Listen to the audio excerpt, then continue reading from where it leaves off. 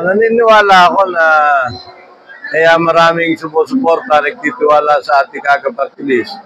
Mula sa poll, alam nila na ito'y isang party list na mayroong sektor kung saan siya nakalagay sa konstitusyon natin, batas, na dapat ay mayroong nire-represent na marginalized or poor sector. Bukod doon, mula 2007 hanggang sa kasalukuyan, marami na tayong nadala ng ating mga nagtitiwala at sumusuporta sa AGAP na mga tulong tulad ng mga hospitalization, medical assistance, mga project dito sa ating lalawigan. Mga 300,000 ng mamamayan na natulungan ng AGAP at ang aking lagi sinasabi ang dapat pasalamatan yung mga nagtitiwala at sumusuporta sa ating AGA party list. Kung sa dami ngayon ng party list sa lalawigan ng Batangas, sumusuporta ako sa We1 San Jose, We1 Malbar, Rosario, San Juan.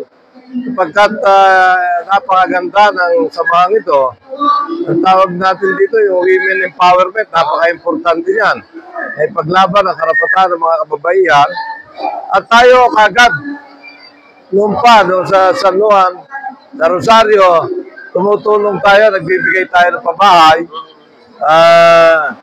Sa San Jose, meron na tayong 10, ngayon may 15 pabahay, so aabot na ng 25. At dito naman sa Malbar, pwede rin tayo, binigay natin naman ay yung tulong pinansyal galing sa DOLE, yung tupad. Patuloy tayo susuporta sa mga kababaihan pagkat napaka-importante na ma-empower natin sila. Mabigyan ng trabaho, ng hanap buhay, at ng mga livelihood. At yan ang mga patuloy natin gagawin na ginagawa naman natin sa kasalukuyan. Pagpapatuloy lang natin kung muling makakabalik ang ating AGA party list.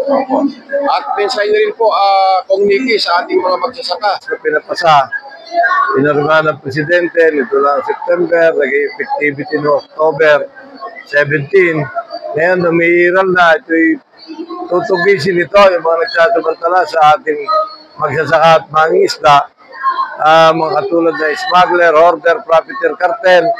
Kaya yung bigas ay hindi bumababa, kahit bumaba na ng 14 pesos per kilo, dahil may nagsasamantala, may nagtatago, may nagkakartel.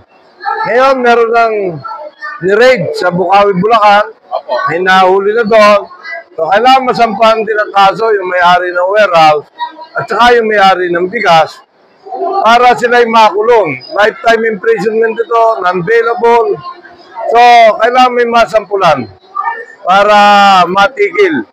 Yung nagsasamantala, bumaba ang bigas, bumaba lahat ng presyo ng bilihin sa pagkain, matulungan ang magsasakat mga isda para sa ating pamilyang Pilipino.